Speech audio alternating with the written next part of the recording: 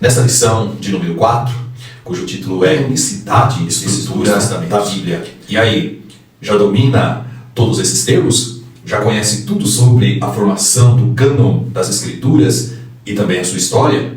Eu convido você para embarcar conosco nesse fascinante mundo do conhecimento bíblico. Se inscrever no canal Teologia e Cristianismo, deixar o seu like e ativar as notificações. O canal, para a glória de Deus, está crescendo e eu preciso da sua ajuda para que possamos melhorá-lo ainda mais. Divulgue para os seus contatos, para os que você bora lá então para a nossa lição 3. Já começamos aí com a inspiração, segundo, o reconhecimento e terceiro, a preservação dos livros como palavra de Deus. Um breve estudo de cada elemento vai mostrar para nós que o primeiro passo na canonização da Bíblia, a inspiração dos dois passos se cabia ao próprio Deus. Reconhecimento e preservação desses livros, norma de negociação, Deus para identificar os livros sagrados. Em vista disso, o termo canônico passou a designar, a mostrar, a nomear os 66 livros aceitos como divinamente inspirados, que vocês sabem, 39 no Antigo e 27 no Novo. Isto quer dizer que o Espírito Santo guiou o seu povo a reconhecer a autoridade desses escritos como regra de fé e prática. Nesse sentido, o cânon bíblico, irmãos, ele está completo. Nada pode ser acrescentado ou retirado das escrituras canônicas. Apocalipse, capítulo 18, Apocalipse 22, 18 a 19, nos fala sobre essa questão. O título, o Antigo Testamento, e o subtópico nos diz os livros do Antigo Testamento.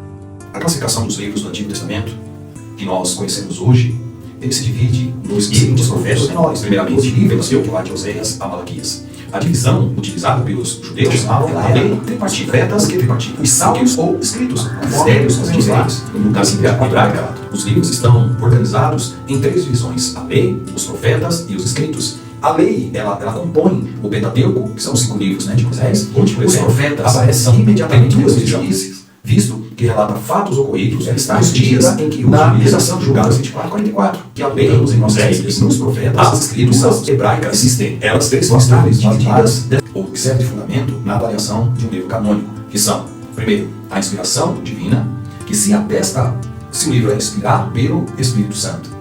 O reconhecimento do povo de Deus, que atesta se o livro é aceito como autêntico por seus primeiros leitores. E o terceiro, a preservação do povo de Deus.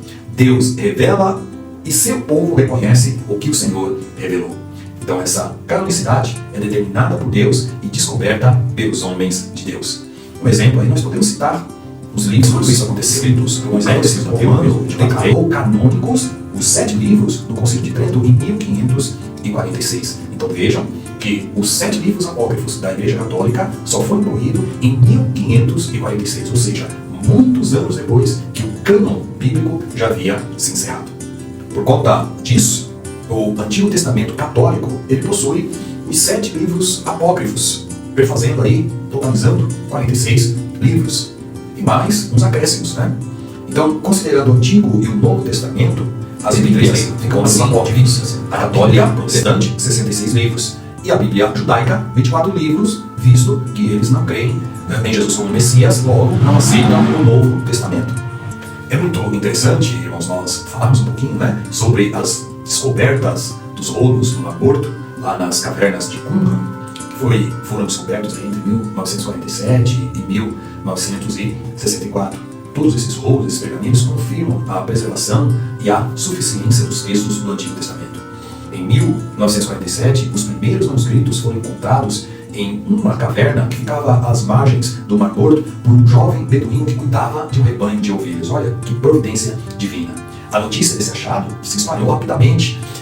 Após, é claro, a venda e aquisição dos primeiros manuscritos, a comunidade científica entrou em polvorosa. Eles se interessaram pelo achado e cada um deles foi examinado exaustivamente pelos eruditos. Nosso pastor Ezequiel Soares revela que, com exceção ao livro de Esther, todos os demais livros estão representados e confirmados pelos mais de 800 rolos encontrados nas 11 cavernas de Qumran. Esses escritos, eles foram encontrados com a grafia escrita de um hebraico bem arcaico, bem antigo. O Antigo Testamento foi, portanto, dado, em certo sentido, para nos mostrar o nosso estado pecaminoso e para nos encerrar naquela fé que mais tarde se havia de manifestar. O Novo Testamento apontava para Cristo. É por isso que aparecem nas leis os tipos, as profecias e os sacrifícios. Muito mais do que leis divinas e sua importância para nós, o Velho Testamento contém narrativas de histórias nas quais nós podemos aprender muito, principalmente sobre a justiça, a bondade, o amor e os juízos de Deus na revelação do seu caráter divino. Para que conheçamos a doutrina correta, segundo Timóteo 3:16 ao 17. Paulo, o 10º, ordena as listas das 10 razões sobre as quais o Antigo Testamento é importante para nós. Ele se baseia no fato de que Paulo estava se referindo ao Antigo Testamento quando escreveu sobre as sagradas letras que ele diz a Timóteo, que eram e que são capazes de tornar uma pessoa sábia para a salvação. É da Escritura que é inspirada por Deus e útil que Paulo está falando. Saber disso nos faz compreender melhor a exortação que Paulo deu a Timóteo. Logo a seguir ele diz, prega a palavra, insta, quer seja oportuno, quer não, corrige, repreende, exorta com toda a longanimidade e doutrina. Ele diz, pois o Timóteo sabe atento, os livros inspirados que integram o cânon do Antigo Testamento são classificados como... Já chegamos no nosso tópico de nos 3 livros, Mateus, Marcos, Lucas e João. O histórico, formado pelo livro de Atos dos Apóstolos. As epístolas, que são subdivididas em epístolas paulinas, com 13 cartas, que vai de Romanos a Filemão. As epístolas gerais, com 8 cartas, que vai de Hebreus a Judas. E por último, o livro de Apocalipse, que é o livro da Revelação. O Antigo Testamento, ele registra o que Deus falou no passado aos nossos pais. O Antigo Testamento recebe o pleno cumprimento na pessoa dele. Quem? O nosso Senhor e amado Jesus Cristo. Mas ele não é apenas a coroa da revelação de Deus aos homens. Ele é também a resposta perfeita do homem a Deus. Quem? O apóstolo e sumo sacerdote da nossa confissão, conforme nos diz, são iguais aos que contemplam o cânon do Antigo, ou seja, a inspiração, o reconhecimento e a preservação de Deus livros como palavra de Deus. A Bíblia oferece indiscutíveis provas de inspiração do Novo Testamento. Os apóstolos sempre reivindicaram que as palavras que escreviam não eram suas, mas as recebiam diretamente da parte de Deus. A Bíblia hebraica, que nós conhecemos aí também como a versão grega, ou a versão grega da Septuaginta, como escrituras sagradas, não tardou em colocar os novos escritos evangélicos e apostólicos ao lado da lei, mas a dos profetas universal daquele período não era o latim, e sim o grego. Então, todos os livros do Novo Testamento foram escritos em grego kiné ou koiné, que tem aí o significado em português de comum. Por que este grego que foi escrito, o Novo Testamento, se chama o grego comum? Porque era um dialeto que se usava diariamente e presente por toda a cultura de fala grega e que muito auxiliou na propagação do Evangelho nos primórdios do cristianismo. Era como se fosse o inglês de hoje, que é a língua universal. O grego foi uma língua difundida pelo grande imperador, por nome Alexandre o Grande.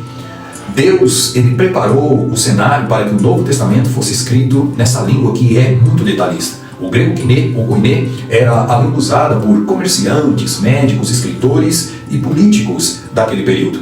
O conjunto dos livros canônicos foi escrito antes do término do século I. O Apocalipse de João é o último livro neotestamentário, ou seja, do Novo Testamento, que é datado aí por volta do ano 96 d.C., e desde o encerramento do cânon, os cristãos reconhecem apenas os 7 livros com essa influência, decidindo qual era o verdadeiro cânon das Escrituras do Novo Testamento. Então, por conta de Marcion, que começou a fazer o cânon, a igreja civil obrigada a realmente estabelecer o cânon. Preste atenção, as memórias dos apóstolos ou escritos dos profetas. Então, quando o leitor termina a leitura, o presidente faz uma admoestação e um convite a todos para imitarem essas duas coisas. Fecha aspas, palavras de Justino. Desde então, não tem havido qualquer restrição séria aos 27 livros aceitos do Novo Testamento, quer por católicos romanos, quer por protestantes. E aí, através da leitura pelo 3, para nós tomarmos sabedoria, Deus é o dono de toda a sabedoria. Sua sabedoria é maior que a sabedoria humana, incomparável. A Bíblia está repleta de bons conselhos e ensinamentos que podem nos ajudar a trilhar os caminhos corretos e agir com mais sabedoria. O 4, para vencer o pecado, precisamos ler a Bíblia. Não é fácil resistir à tentação, mas a Bíblia mostra como nós podemos vencer o pecado e a tentação. As Escrituras nos dão sabedoria para rejeitarmos o pecado e nos conduz para o que é correto, para o caminho do Senhor. O 5 e último, para encontrar esperança. Nos momentos de desânimo, tristeza e desespero, a Bíblia, a palavra de Deus, tem as palavras certas de consolo para a nossa alma, nos diz a palavra do grande Deus. E aí nós finalizamos o tópico de número 3 e já vamos para o sinopse deste ponto que diz: os livros inspirados que integram o cânon do Novo Testamento são classificados como evangelhos, livros históricos, o livro histórico, epístolas e revelação. A nossa conclusão nos diz formam um conjunto de livros de 66 sagrados. Esses livros constituem o cânon bíblico do Antigo e do Novo Testamento. Os critérios para a avaliação da canonicidade são a inspiração, o reconhecimento de Deus e a preservação desses critérios revela que as Escrituras foram aceitas e preservadas como livros autorizados por Deus. Creia, portanto, naquilo que a Bíblia diz, porque tudo o que ela diz é verdadeiro e é proveitoso para as nossas almas. Que Deus abençoe você. Encerramos aqui mais uma lição.